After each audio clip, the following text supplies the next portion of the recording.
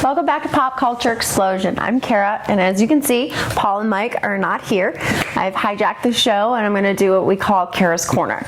So I am going to talk to you about Westworld.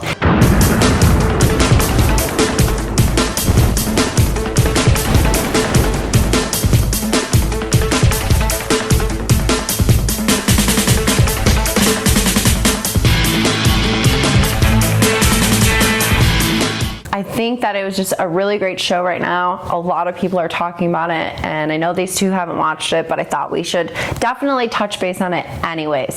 So I wanted to start by saying if you haven't sat down and watched this show, please do so. Especially if you were a big fan of Lost when that was airing, you will love this show. This show is about a theme park, basically, where, you know, I always explain it like if you were in Jurassic World. The only difference is that instead of dinosaurs, you have hosts, and they are hosts that look like humans. So you get to interact with them, you get to live out these fantasies in a Wild Wild West theme, which I think is amazing. And I know myself that I would pay money to go there if it actually exists. So take the time, watch it. I promise you that it will give you one of those, every episode you'll get a few answers and 10 more questions. So it's definitely for the type of people who like their mind to be engaged. So I'm going to jump right in because there's a lot of theories out there that I think that we should address. And the first one, of course, is who is the man in black? So we've had so many little things adding up that a lot of the fans think that the man in black is William.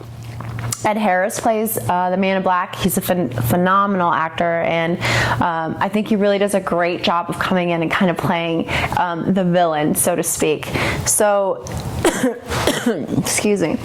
So if he does end up being William, I'm curious to know how that would actually change any of the storyline or not. But here's some evidence that I've picked up on myself. I'm sure there's more that I've missed, so feel free to comment below if I have missed anything. But one of the things that I've noticed about him is that the picture that Logan puts into William's vest is the same picture that decommissions Dolores' father, which means it could have fallen out of the Man in Black's suit during that episode where he breaks Dolores and Teddy up from their fantastic night. So the other thing that they talk about is that the Man in Black was married for 30 years, and then she committed suicide. We know from the story with William and Logan that he is engaged to a woman who is Logan's sister. We also know that the Man in Black works for Delios, and we know that Logan's company at the time was looking into investing into this theme park. So there's a few things that definitely align with the Man in Black being William. I know a few of other people have mentioned the knife being the same that he carries, but I haven't picked up on that myself and haven't done any research, so I don't know if that one's true or not. But which leads me obviously into the timeline theory, because here I am talking about the Man in Black and William, and they're both in these episodes. So how is that possible, right? So the theory is that there's two timelines going on. One being the current timeline, which is now. And that would include, you know, Maeve waking up and creating this army to break out. It would include all of the scenes with Teddy where his memories are being recreated. This would also include us finding out recently that Bernard is a host, and not only just any host, but built in the like image of Arnold. So that would be what's happening now.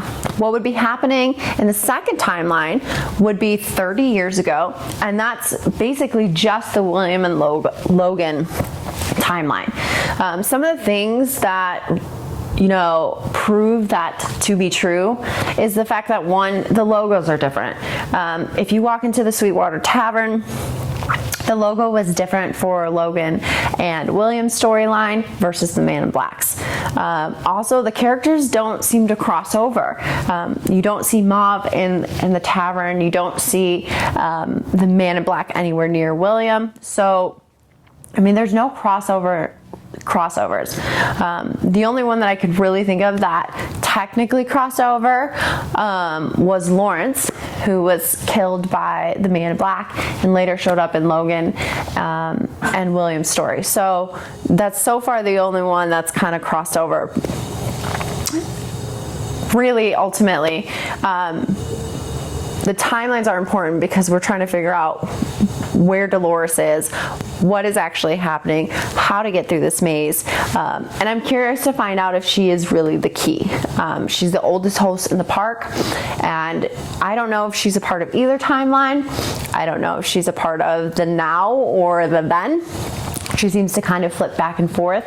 So I'm thinking that her relationships, both with William and Teddy, are huge and will be almost foreshadowed, I think, throughout the season, that when it comes to fruition, she will be the key. I think they've said it multiple times.